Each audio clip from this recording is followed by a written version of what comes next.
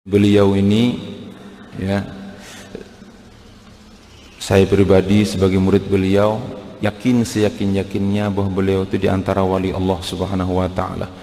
Yakin seyakin-yakinnya, yakin, tidak keraguan 1% pun saya tidak ragu bahwa guru saya tercinta Kiai Haji Muhammad Lutfi Yusuf salah satu daripada wali Allah Subhanahu wa Ta'ala yang tidak mau menampakkan kemuliaannya di hadapan manusia. Guru yang tidak pernah meminta pamrih, guru yang tidak pernah meminta puji, guru yang tidak pernah mengharapkan dunia dari ceramahnya. Dari mana kita tahu Ustadz? Aku ini hidup beliau 5 tahun Bapak Ibu. Aku ini khadam di rumah beliau, dan biniku itu pelayan bini beliau.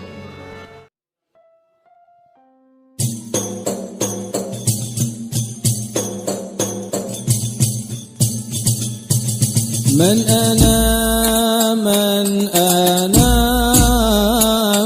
أنا لولاكم كيفما حبكم كيفما أهواكم من أنا Kita kirimkan Fatihah kepada guru kami tercinta Kiai Haji Muhammad Lutfi Yusuf Al-Banjari yang meninggal 3 hari yang lalu. Walaupun di masa hidup beliau kan tidak suka disebut kiai, tapi tidak apa penghargaan buat beliau. Beliau lebih suka disebut Ustaz Lutfi daripada disebut Kiai Haji Muhammad Lutfi Yusuf. Padahal gelar kiai itu jauh lebih pantas kepada beliau, karena murid beliau yang hafal Quran mungkin bukan hanya ratusan, mungkin saya kira ribuan yang hafal Quran murid beliau, diantaranya yang carang hadapan kita, ya. Aku adalah salah satu murid beliau.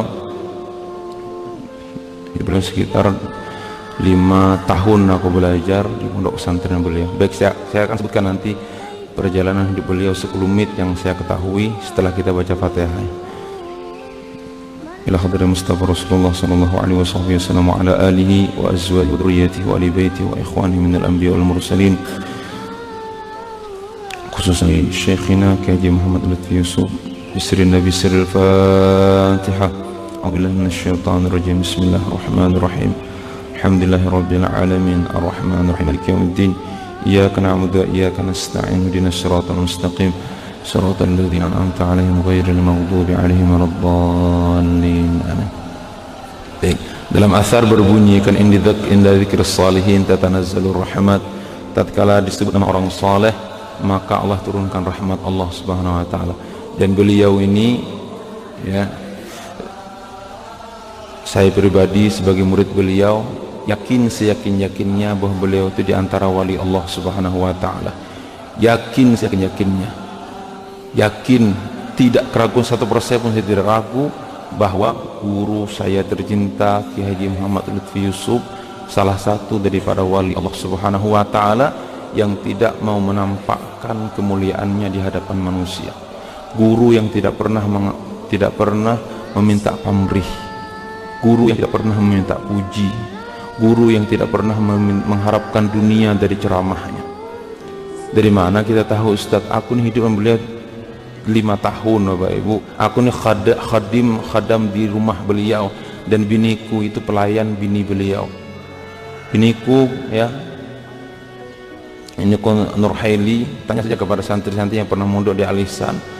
Biniku Nurhaili itu tukang masaknya istri Ustaz Lutfi, Ummu Khairun, tukang masak dan tukang pijati. Maka biniku itu bisa bekam, bisa ngurut. Itu kenapa? Memang dilatih oleh istri beliau untuk belajar bekam, belajar pijat, khusus mijat beliau.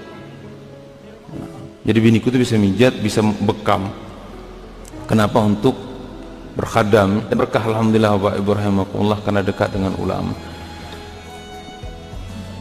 Dan tawadhu, sering kita makan senampan dengan beliau, nasihat beliau yang saya ingat. Dan hidup beliau ini Bapak Ibu rahimakumullah, beliau ini anak orang kaya, ya, anak orang kaya, saudagar minyak di Banjarmasin. Siapa tidak kenal dengan Haji Yusuf Minyak? Itu ayah beliau, Haji Yusuf namanya, Haji Yusuf Minyak, saudagar minyak di Banjarmasin. Tapi pernah beliau difitnah, artinya disebarkan bahwa nyaman pang Lutfi, orang Indonesia kan biasa di kampung di mana di kampung itu biasanya kiai itu kada tidak hormati, di kampungnya seorang nyaman pang Lutfi aja berangkat kemana-mana, abah orang sugih. Nah, kami ini nggak apa di bawah kada ada apa-apa. Ternyata tatkala ayah beliau meninggal dunia, abahnya mencari di mana anakku Lutfi. Di saat itu beliau masih di Pakistan, dan di saat itu aku ada di Banjarmasin. Mana anakku nang kada pernah minta duit lawan aku.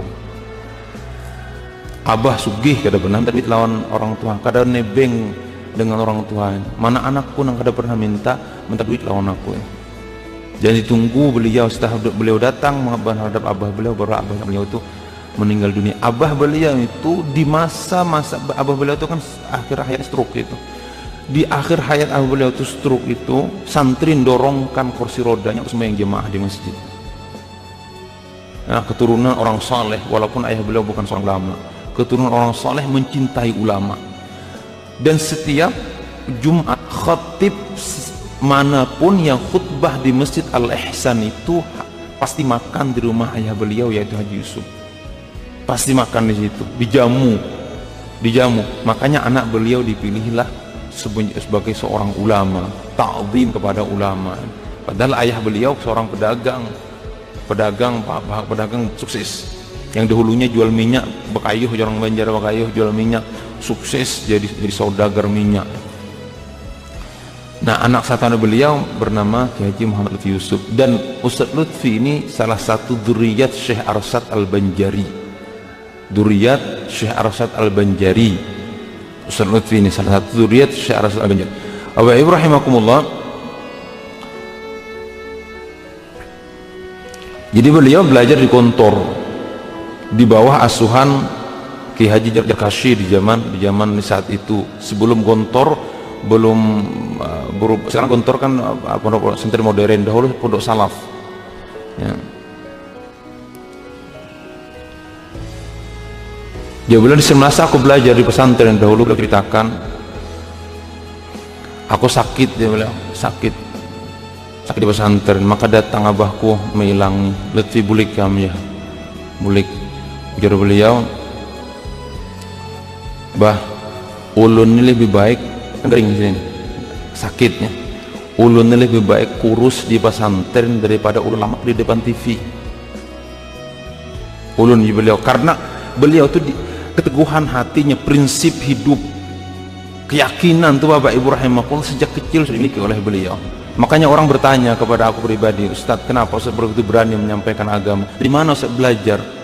Aku belajar dari para guruku tercinta, Kiai Haji Muhammad Lutfi Yusuf, yang mempunyai keyakinan teguh dalam agama, mempunyai keyakinan luar biasa. Jadi beliau, ulun lebih baik kurus mati di pesantren daripada ulun gemuk di depan televisi. Dan di masa belajar beliau belajar dahulu, dan musuh paling berat saat aku belajar adalah kantuk. Untuk apa namanya, menghilangkan rasa kantuk itu, maka beliau di masa di Gontor, maka tidurlah beliau itu satu apa namanya, sekapeng papan jahitan, satu kapeng papan, kemudian dengan alas bantalnya nyiur, tahu nyiur kan, kelapa itu nyiur, dibaringkan. Untuk apa itu beliau? Padahal abahku menukarkan itu, menukarkan tilam, ku gulung, tilam ku ikat, sandarkan, ku guring. Tujuannya apa? Supaya aku jangan sampai nyenyak, lelap dalam tidurku. Kan orang beriman itulah qalilan minal laili ma yahzaun. Orang beriman itu sedikit malam tidurnya. Jadi tatkala kata beliau bergerak, kan pertama tidur di atas kelapa itu, atas nyiur itu tidak bisa lawas, satu. Yang kedua, tidur di atas nyiur itu pasti jatuh, karena bila gerak sedikit tergugur itu. Jadi Ustaz Lutfi ini bukan ulama kaleng-kaleng Bapak Ibu rahimakumullah, bukan ulamaan, bukan yang kita ceramah, ini ulama juan nih, ulama yang ahli hadis. Jadi masa belajarnya tertidur aja beliau. Nah, kayaknya dia bilang di waktu belajar di kelas supaya kadang ngantuk, maka ambil kopi itu diaduk lawan uyah. Dan kalau lawan jibilnya, kalau lawan gula itu nyaman makannya, ini lawan uyah, garam diaduk nanti jibilnya ditabur tamakan, supaya apa? Supaya menghilangkan rasa kantuk, biar belajar di depan guru tuh kadang mengantuk sama sekali. Itu diceritakan beliau waktu mentargib kami bagaimana menggunakan waktu di saat belajar, di saat belajar. Dan nasihat beliau yang masih ulun ingat, yang bisa diingat ya. Jadi beliau waktu itu pernah makan senapan dengan beliau, waktu itu berhadam di rumah beliau basuhan piring. Ujarnya Marzuki, ikam rajin-rajin berhadam lawan ulama, mudah-mudahan ikam kena genalnya jadi ulama. Itu masih ingat tuh, waktu itu beliau makan kan beliau tuh hobi makan cabenya bapak beliau. Ya beliau Marzuki, ikam banyaknya makan cabai inilah, orang makan cabai itu kada penggeringan. Ujar beliau, lihat anakku Jisidin, anakku tuh suruh makan cabai banyak-banyak, bila makan cabai kuat badannya itu kada penggeringan. Itu nasihat beliau sambil bergayaan kita waktu makan senampan, makan cabai aja beliau banyak-banyak. Itu kan pendapat beliau, yang medis dengan protes ya. Ini kan yang kuceritakan, yang aku dengar. Dan beliau itu Bapak Ibu rahimakumullah selalu mengajarkan keyakinan. Tidak pernah kita melapor kepada beliau itu solusinya duniawi, tidak pernah. Pernah aku izin mulang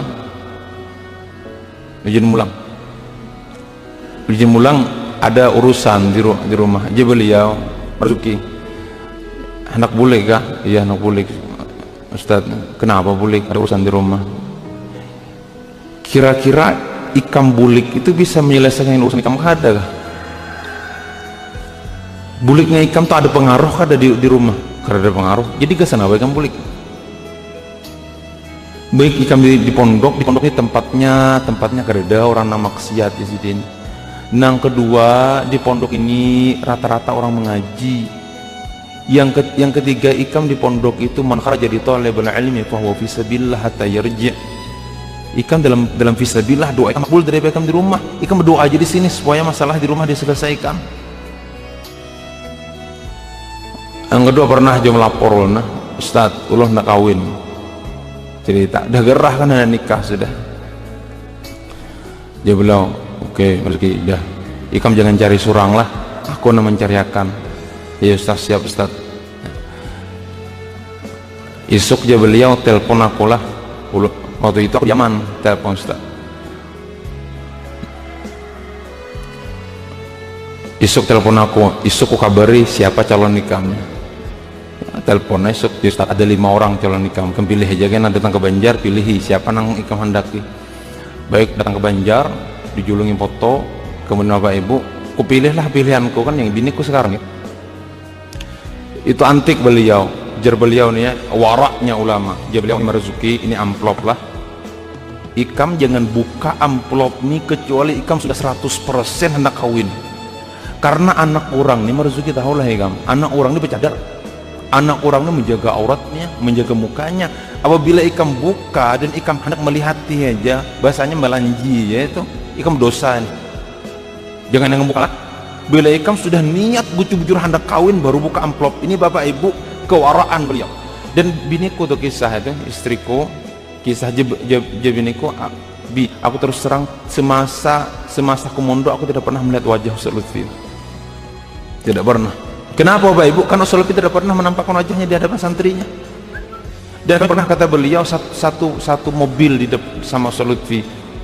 Kan Umi Fatimah kan biniku itu kan khadam bini Ustaz Lutfi. Jadi dibawa kemana-mana. Singgah makan bakso. Bapak Ibu rahimakumullah. Singgah makan bakso. Ujar Ustaz Lutfi, kepada istri beliau, Mi, turun bawa santri makanan bakso ke warung, ulun nunggu di anu aja, di mobil aja, karena pesankan bakso, antar bakso ke ulun. Untuk apa itu Bapak Ibu? Agar jangan bercampur dengan santri. Untuk waraknya beliau tuh, jangan sampai bercampur dengan santri. Ujar Sidin, mari kita alaikam, aku kada tahu yang isinya di dalam siapa, aku kada tahu. Ini pilihan Ummi Zainab. Ummi Zainab itu anu apa ngarannya, istri beliau. Ini pilihan Ummi, ulun kada tahu, dan aku kada pernah melihat santri ini. Jadi ikam jangan buka lah, jangan buka kecuali ikam sudah niat bujur-bujur anak kawin. Jangan nak permainan melihat anak orang gitu.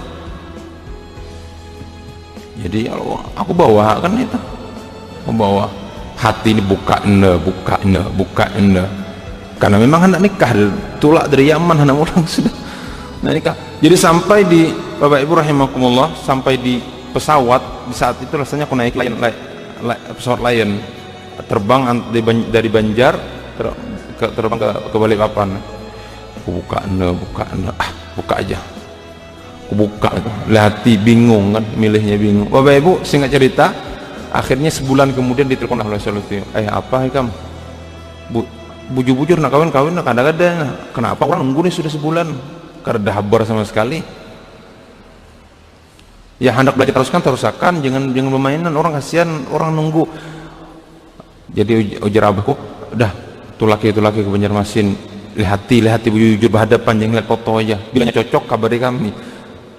Bapak Ibu perhatikan, kita lihat bagaimana nasib beliau kepada muridnya. Kemudian dipanggil aku oleh Ustaz Lutfi. Waktu itu kan aku masih santri, kopiah nompel sini. Marzuki, ikam nih bujur-bujur nak kawin, adakah? Itu anak apa bahasa etamnya apa ya, dandanan tuh nabujuri.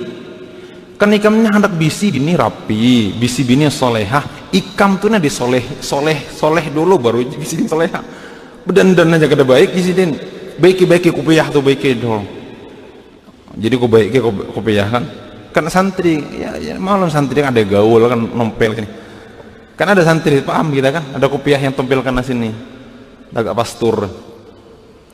Kemudian duduk awal, justru lebih kayak apa? Sudah yakin enggak? Yang mana yang dipilih? Ya aku Ustad, ini Ustad. Kan bini ada itu kan. Oh itu aja beliau, aku tidak melihat lah. Orang mana aja beliau? Orang mana ini? Ya kada melihat Bapak Ibu. Ya aku ini Ustad. Ya aku ada melihat aja. Simpan nih. Aku kada melihat. Orang mana aja Zidin? Ya aku orang Kalua. Oh orang Kalua sini. Nggih.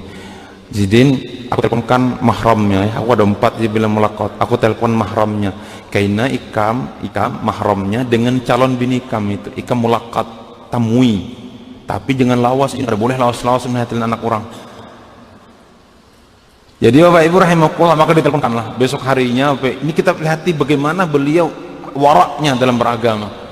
Masuk aku ke rumah Solpi beliau, nah di dalam sudah ada mahramnya, ikam masuk ke dalam, kayaknya ada calon bini ikam keluar membawa teh. Jadi keluar di balik hijab bawa teh. Ya beliau itu calon bini ikam. Lihati bujur-bujur, lihati tapang-tapang, dan tak tanyai beliau hakun kada bawa ke Yaman. Itu aja pertanyaannya, jangan tanya macam-macam di sini, itu aja. Masuk aku, biasa kisahan keluar kan Umi Fatimah keluar. Aku tanyai, siapkah ke Yaman? Siap dia. Niat mah aku carang. Ujar lebih, sudah cukup. Suruhnya keluar. Dia beliau, Marzuki kayak apa? Mantap aja kah? Jadi cocok Ustaz. Udah 3 hari kita kawinan. 3 hari lagi telepon Abah Hikam, kita bernikahan di sini di Al-Ihsan. Allahu Akbar. Warak betul. Ini pesan beliau terakhir kalau datang di pesantren baru ini pesantren kami kan baru datang beliau di Al-Fattah. Ya beliau Marzuki, ikam keliling lah, jangan ikam di pondok aja itu. Ya, ikam keliling jangan di pondok Jersidin. Aku dulu malah pondok itu ujar malah pondok kan aku sering kemana-mana, keluar kemana-mana. Jersidin, abahku pandir aku Lutfi, ikamnya aku akan pondok. Ikamnya kemana-mana, jadi pondok ini ikam apa pondok ini? Apa jawaban beliau? Bah, biarlah satu Lutfi pergi, nanti akan lahir 1000 Lutfi. Biarlah satu lutfi pergi, kata beliau, nanti akan lahir 1000 lutfi. Ini Bapak Ibu keyakinan sampai akhir hayatnya, dan beliau syahid demi membela umat. Beliau syahid demi membela umat. Dan aku harapkan juga media sosial kepada kawan-kawan semuanya, jangan terlalu disebarkan beliau terjangkit virus corona, karena itu belum pasti. Satu ya, itu belum pasti beliau terjangkit virus corona. Kenapa Ibu? Karena etam ini di masa ketakutan. Orang takut itu gelanya sabutnya hantu. Nih ya, misalnya kita jam 12 malam jalan di kuburan, takut kalau itu jadi sorangan dalam kuburan, kerewek yang rese, hantu-hantu aja, padahal lain hantu, tikus mah lalu. Bayangan lalu disebut hantu, padahal orang nyenteri dari jauh, senter disangkanya pocong. Bapak Ibu, karena ketakutan apapun dinisbahkan ke corona. Acimnya orang corona, ODP. Bapak Ibu rahimahullah, karena ketakutan yang menakuti kita, terjadilah apa yang terjadi Bapak Ibu. Jadi ada seorang waliullah, ceritakan dalam kitab, seorang waliullah berjalan ke negeri Syam Bapak Ibu. Di tengah perjalanan bertemu dengan wabah penyakit. Jadi beliau, siapa engkau? Aku wabah penyakitnya. Oh, penyakit apa? Ta'un. Kemudian Bapak Ibu, beliau tanya, kau mau kemana? Kata beliau, aku mau ke negeri Syam. Berapa lama engkau akan diam di sana? Banyak 2 tahun lamanya, ujar penyakit itu. Ujar beliau, berapa kira-kira korban yang kau makan? Ya, berapa ta'un itu? Kata beliau, 1000 orang. Baik, wali ya, maka qadarullah, artinya takdir Allah, sebenarnya 1000 orang akan mati di negeri Syam. Bapak Ibu rahimakumullah, 2 tahun berikutnya maka datanglah wali tadi ke Syam. Sudah reda kan, memang aturan Nabi kita, apabila terjangkit di suatu daerah kita tidak boleh tamah, dan yang terjangkit dalam suatu daerah, di dalamnya tidak boleh keluar. Yang sehat tidak boleh tamah, bunuh diri. Kemudian yang dalam keadaan ta'un tidak boleh melarikan diri, karena sudah takdir Allah, sudah di negeri kita Bapak Ibu. Nah kemudian 2 tahun berikutnya datanglah, didengar kabar yang meninggal dunia 3000. Jadi beliau jinaka, berarti tadi wabah penyakit, tadi bertemulah dengan wabah penyakit. Jadi beliau, kan kau janji dahulu 1000, kenapa 3000? Ujar beliau, aku tidak mengingkari janji. Yang meninggal dunia karena tahun itu 1000, yang 2000-nya itu meninggal karena ketakutan, karena terlampau takut, kemudian jadi pikiran, naik gula darah, naik tekanan, naik kolesterol, meninggal dunia karena apa? Bukan karena taun, bukan karena corona, meninggalnya karena takut dengan corona yang berlebihan.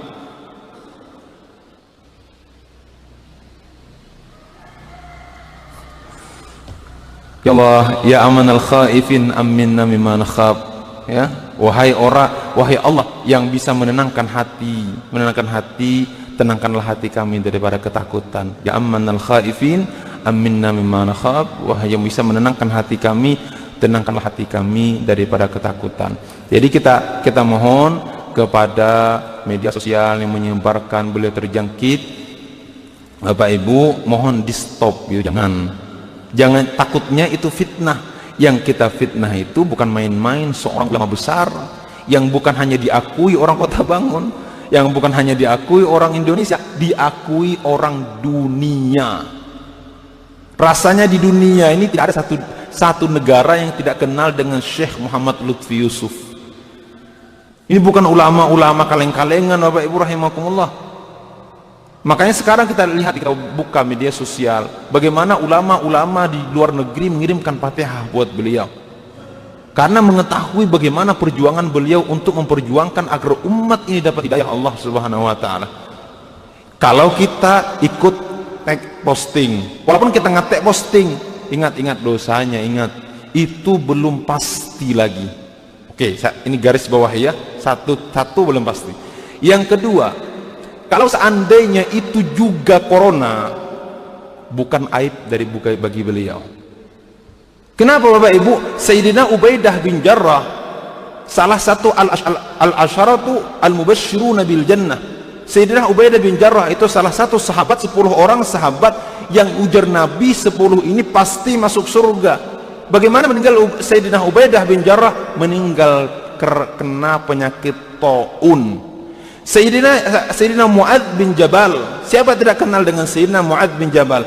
Dengan apa meninggal dunianya? Meninggal dunianya kena penyakit taun sejenis corona, penyakit yang wabah di saat itu. Dan bahkan Sayyidina Ubaidah bin Jarrah, ya Allah, timpakan kepadaku penyakit taun itu.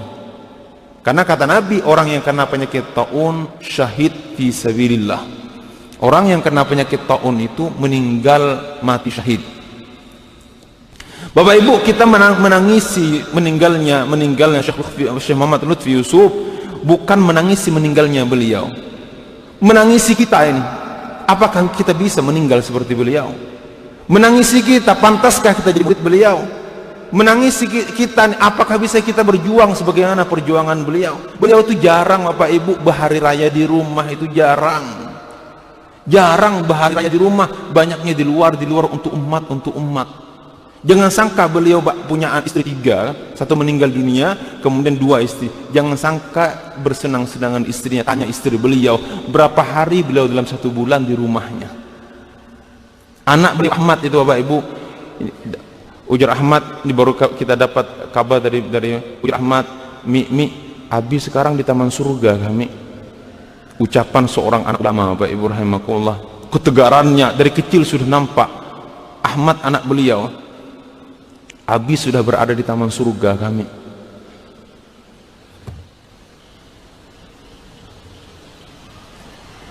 Jadi seandainya beliau meninggal corona, apakah aib Bapak? Tidak aib Bapak Ibu rahimakumullah, tidak jadi aib. Sahabat Nabi, jar Nabi khairul qurun qarni, sahabat Nabi pun ada meninggal karena corona. Dan seandainya beliau meninggal corona, terjangkit corona, itu menunjukkan bahwa beliau tahu meronoh ngurusi umat. Artinya beliau dari kesini ke Kota Bangun, satu perjalanan kemana lagi tidak tahu. Kemudian kata beliau, mengirimkan chat kepada aku, Marzuki, alhamdulillah ini visaku untuk apa namanya, untuk ke Pakistan sudah keluar, doakan, kita akan datangi Mas Syekh.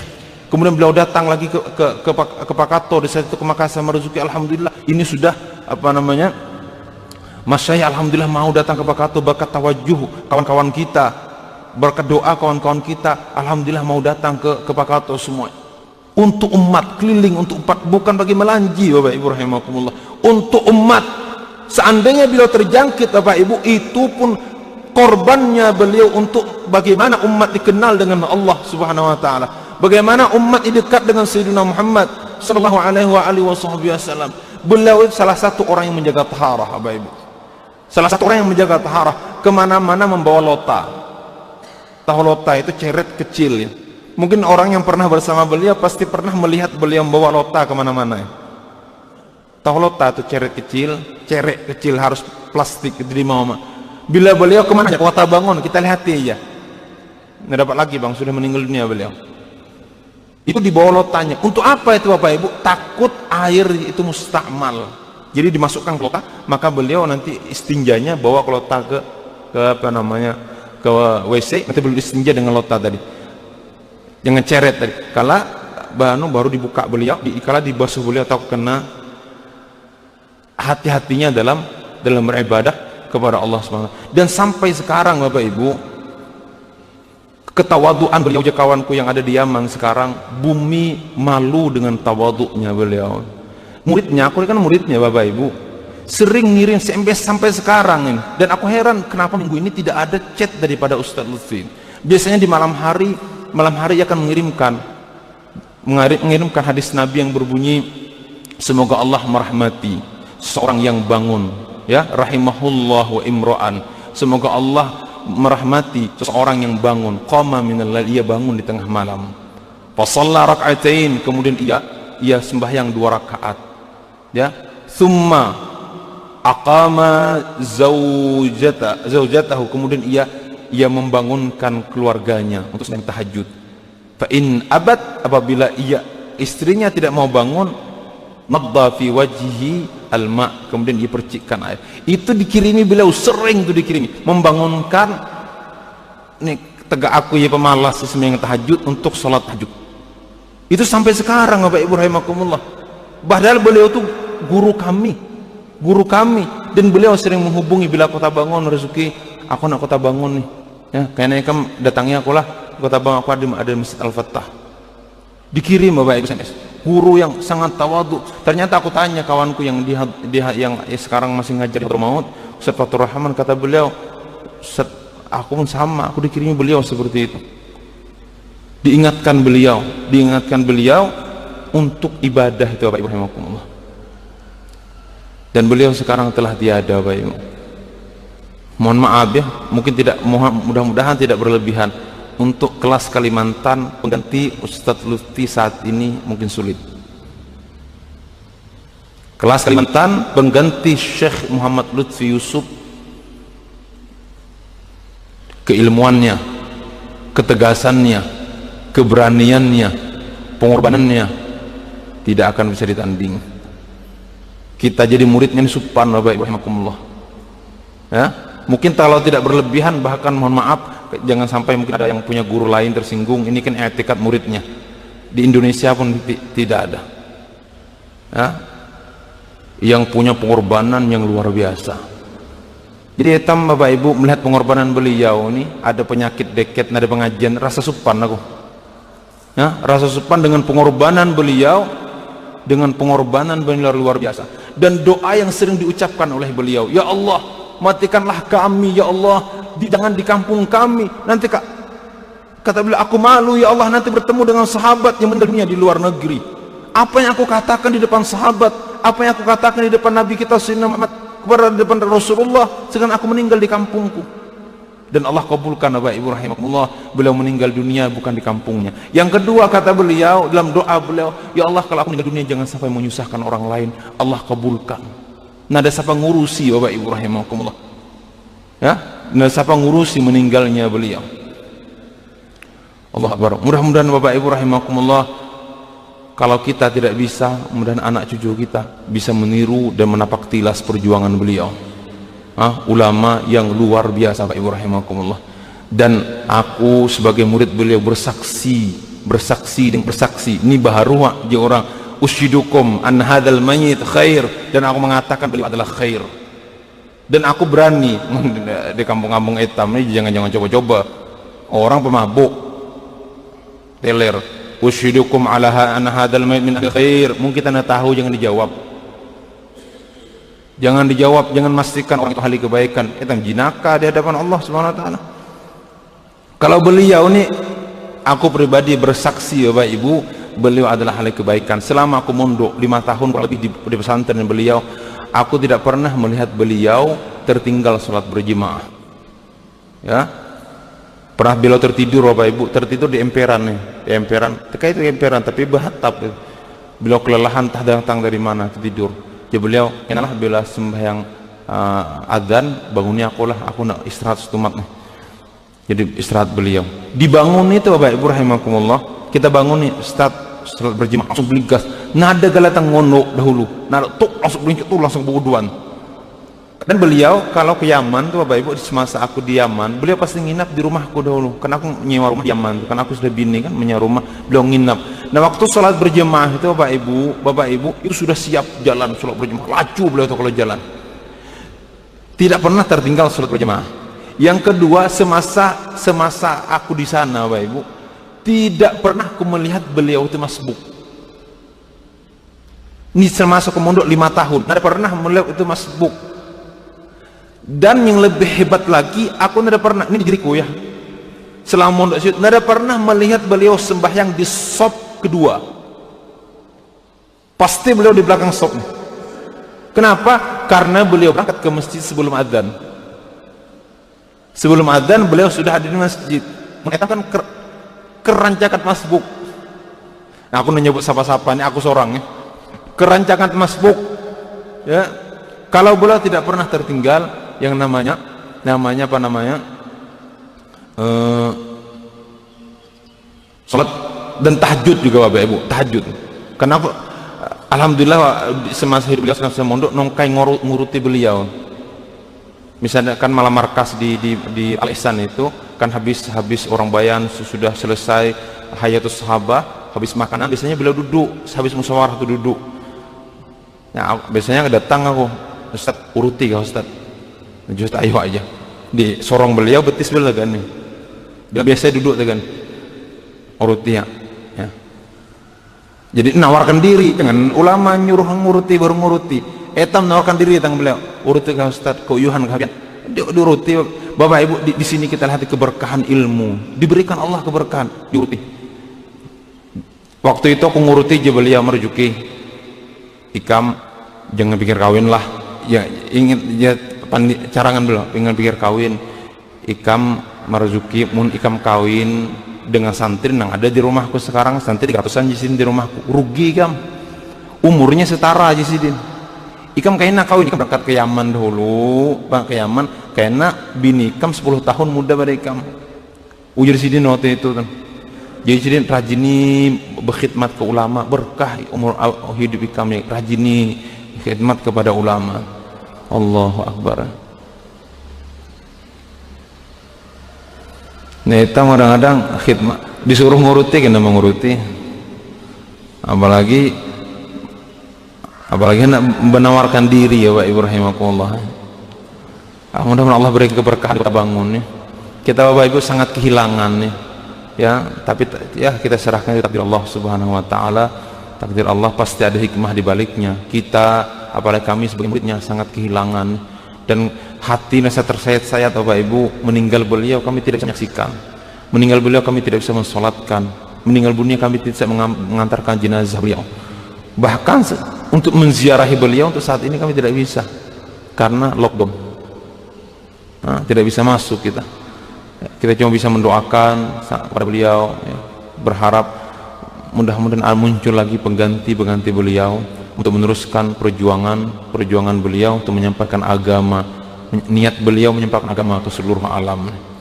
Mudah-mudahan Allah berkahi kita. Dan beliau Bapak Ibu, ini pelajaran penting, tidak pernah sakit hati, ketawaduan beliau. Dan beliau tidak pernah marah. Aku jujur aja, jujur, aku ini kan tidak pernah keluar Bapak Ibu. 3 hari tidak pernah, 40 hari apalagi 4 bulan Bapak Ibu. Ini akhlak beliau, tidak pernah perjuki. Bahasa kutainya kula nih lah penanggal. Tidak pernah Bapak Ibu rahimakumullah. Apabila ada istimewa aja beliau meruzuki, hadirnya orang istimewa ini. Beliau datang ke Lempake, dikabari datang ke beliau datang ke Sungai Siring. Aku ada di Sungai Siring nih, bisa ikam kada repot, kada pengajian, datang sini. Kita datangi Bapak Ibu rahimakumullah. Ya, akhlak yang luar biasa. Makanya kawan kami bumi pun malu dengan ketawaduan beliau. Mudah-mudahan Allah berikan kita Bapak Ibu rahimakumullah ketegasan, kekuatan iman ya, ibadah sebagaimana ibadah beliau. Dan karamah yang terjadi di masa kehidupan beliau Bapak Ibu, saat itu kurang lebih tahun 2006, kurang lebih 2006, kurang tahu ke tepatnya nih, di bulan Ramadan Bapak Ibu, itu sekampungan melihat tulisan Allah di langit dan di lantainya rumahnya Ustaz Lutfi. Itu disaksikan oleh biniku seorang, karena biniku seorang waktu itu ada di situ. Disaksikan di malam, kalau tidak salah malam 29 Ramadan. Maka Ustaz Lutfi bangunkan seluruh santri, kita sembahyang di atas atap Masjid Al Ihsan. Masjid Al Ihsan itu kan berlantai, cuma lantai atasnya itu tidak pakai ada atap rata. Jadi sembahyangnya di atas. Ya Ustaz Lutfi naikkan kita sembahyang tasbih di atas, karena melihat cahaya. Dan waktu itu disorot media sosial, sampai dikabarkan di media sosial, bukan hanya dilihat orang sekampungan, bertulisan lafaz Allah dari lantai itu, dari lantai sampai ke langit, terang tulisan kalimat Allah, jelas dilihat oleh seluruh santri putra dan seluruh santri putri, dan dilihat oleh orang kampung. Tahun 2006 atau 2005 2006 itu ya. Allahu Akbar, luar biasa. Ini kita wali mastur, wali yang menutup kewaliannya, orang yang tawadhu, tahajudnya, duhanya. Mungkin yang pernah bersama beliau, mungkin ya kawan-kawan di sini tahu siapa beliau, ya, tahu siapa beliau, bagaimana ibadah beliau, bagaimana ketegasan beliau, bagaimana kewaraan beliau dalam beragama. Pernah ini banyak pakai sabda seharian dari opus. Pernah datang nih ajaran beliau dengan pemerintah, Bapak Ibu. Pernah pemerintah menawarkan saat itu, dan beliau cerita sendiri, menawarkan bantuan kepada pondok pesantren pondok pesantren Al-Ihsan saat itu. Jadi beliau kayak apa nih ya bantuannya nih? Jadi pemerintah saat itu pian datang kena ngambil kantor ujar sidin. Mun aku masih mengambil kantor, mohon maaf, kada kok. Mun ikam mantar sini, ayo jangan apa. Mun aku masih mengambil kantor, di mana aku mandak harga bolangku enak. Ada orang ulama pagi kantor pemerintah ambil duit, kada sini, ada. Pelajaran yang beliau berikan kepada kita semuanya, Bapak Ibu, ketegasan dalam beragamanya. Mudah-mudahan Allah rahmati kita semuanya, berikan keberkahan kita semuanya, dan mudah-mudahan nih cerita ini kita kisah saat ada pengajian, ceritanya mungkin lebih mantap untuk kehidupan kita karena terjadi di zaman kita, Pak Ibu. Nah, cerita orang saleh itu, Pak Ibu, akan kita sebutkan akan rahmat Allah turun dan bisa kita ambil pelajarannya dalam kehidupan kita. Jangan sampai, Bapak Ibu, cuilan sedikit penyakit yang belum, mohon maaf, belum pasti lagi, jangan sampai menjauhkan kita daripada Allah Subhanahu wa taala. Ya, kaidah fikih mengatakan al-masalih muhaqqaqah muqaddamun alal mafasid al-mauhumah. Kemaslahatan yang jelas itu lebih kita utamakan daripada bahaya penyakit yang belum jelas.